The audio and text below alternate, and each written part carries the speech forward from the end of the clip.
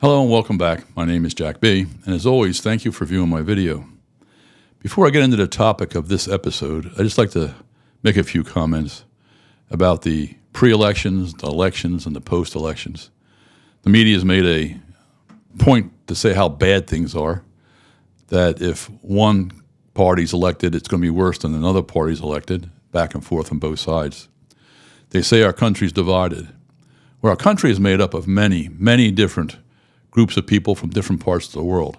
That's what the United States of America is all about, having all these people together for common causes.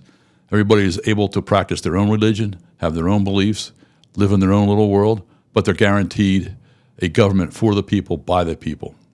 And the government, the federal government, should be out there protecting everybody. Certain inalienable rights are given to us. And that's what we come here for. So anyway, I just wanted to kind of say that. I also want to mention that with the two-party system, we're stagnant.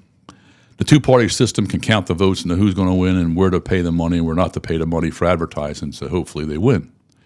They're used to what's going on. They talk about the swamp. Well, yeah, the swamp needs to be cleaned out with people with different thinking. But I think the bottom line is where we are today with the way media is and the communications around the world, we need a third party. People vote for either Democrats or Republicans because one is afraid of the crazy far-right people getting in control, or the other one vote for their own party because they're afraid of the crazy far-left people getting in control. So they're voting for their own party so the other party doesn't get in. And that's not the way we should be. And that's why I say we need to have a third party. You can have the Republicans, the far-right, Democrats, the far-left, and everybody else is in this third party. Everybody else is in the bell curve.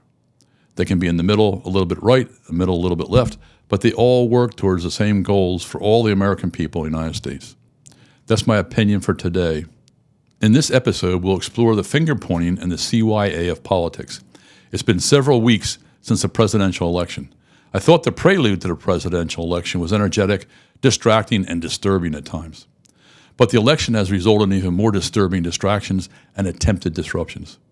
Interviewers are asking specific questions of the politicians, and the politicians are responding with canned snippets unrelated to the question.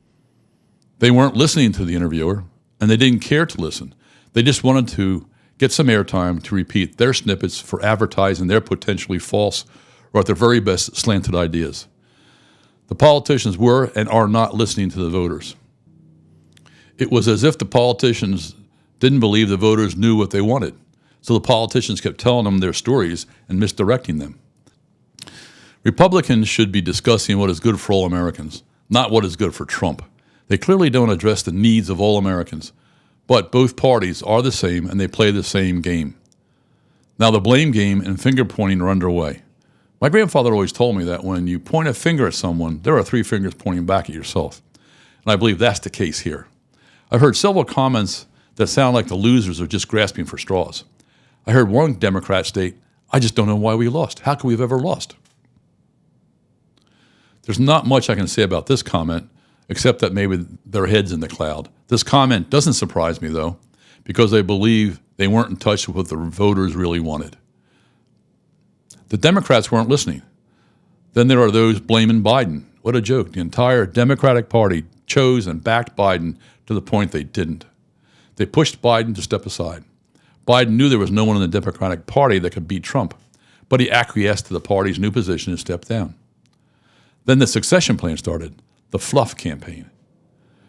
During the campaign, I saw the majority of voters stating the fact that today they cannot purchase what they could purchase 3 years ago. And what did the Democrats push back with?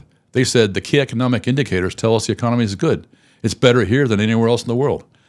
Basically, they weren't showing any empathy and ignoring what the people were saying. The Democrats were basically telling the people the Democrats, don't really understand what's going on. But what can one expect from elitist politicians who live in the cloud of off-campus academia? Much like those who graduated from elite private universities such as Yale and MIT and Harvard, and who have parents with PhDs who taught at Stanford and Berkeley. Certainly, these aren't middle-class people. The advantages of an individual should not be held against them. We should be happy people have some advantages. But then again, someone with those advantages can't just say, "Oh, I know," and then ignore the real issues of the people. I think a real sadness is the fact that our elected officials cannot understand or feel the hurt and struggles of the majority of voters, those who make up the working class. I will say it again, to truly understand and appreciate the hurt we, the majority of American voters, experience due to the lack of purchasing power in our weekly paychecks, I believe our representatives should earn the same amount of money as the average working individual American citizen. They should not be paid in the top 11% of income in this country.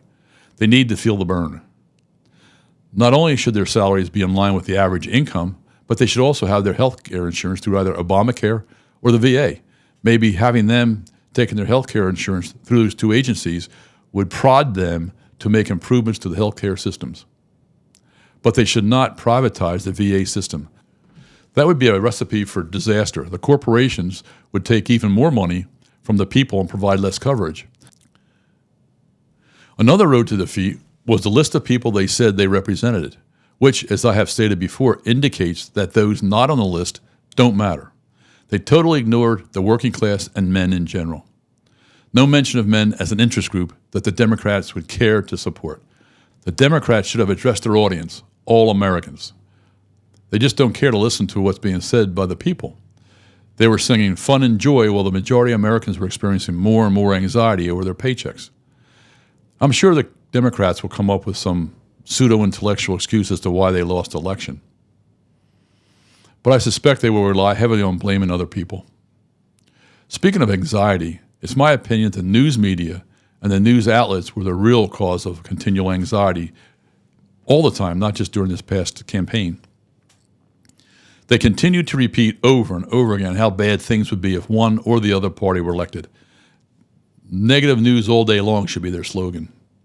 Another road to ruin for Democrats was and is the border issue. This road has multiple lanes. The first is the fact that most Americans feel as though immigrants are getting better treatment from our government than they themselves are. Another lane is the fact that Americans were and are watching billions of their tax dollars being spent on the immigrants for food, shelter, and health care. They see the immigrants being relocated and provided housing and essential needs, and in some instances, cash that Americans aren't getting. Today, the Democrats and the news agencies are still causing anxiety over this topic. They are continuing to bring up the what-if, worst-case scenarios about deportation. Criminals are criminals, and our tax dollars should not be wasted giving criminals more than Americans are receiving.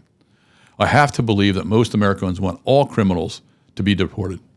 I understand the government already knows that there are approximately 500,000 known criminal felons that can go right off the bat. Past that, I understand there's another 1.6 million immigrants that have been told to leave, that they're not going to be here in the United States, but they refuse to leave and they're remaining in the United States, essentially making them criminals. These people should leave also. If the Democrats had performed their duty under the law for the last 4 years, these 2.1 million people would not be an issue today. The Democrats have allowed the care and support of these people to put a tremendous and needless burden on government funds and resources. I'm willing to wager it costs a heck of a lot more for the care and support of these people than it would have cost to deport them. I always thought aiding and abetting a criminal was a crime. We ought to enforce the rules we have in place and improve them if necessary. We cannot keep finger pointing, fretting about the worst case scenarios and end up doing nothing, just standing there looking at each other and watching what's happening and blaming the other party while our tax dollars are being wasted. And finally, I heard that one Democrat was asked, "What's the next step?" And their response was, they are looking at several options, but there was talk about making Biden resign and allowing Harris to become the first black female president and also the 47th president of the United States. This action would make all the Trump trinkets obsolete. This last idea really shows what politicians think of the American people. To sum things up, the Democrats did not listen to the voters. They didn't show any empathy or knowledge that they understood their pain. The voters' personal economic issues were not addressed. They talked down to the voters. They did not include all Americans, especially the working class and men. They did not enforce the existing immigration rules and ignore the border crisis, thereby allowing waves of people into the country, draining and wasting local, state, and federal taxes. From my vantage point, it appears that the Democrats gave away the election, basically living in their microcosm. Well, these are my thoughts for today.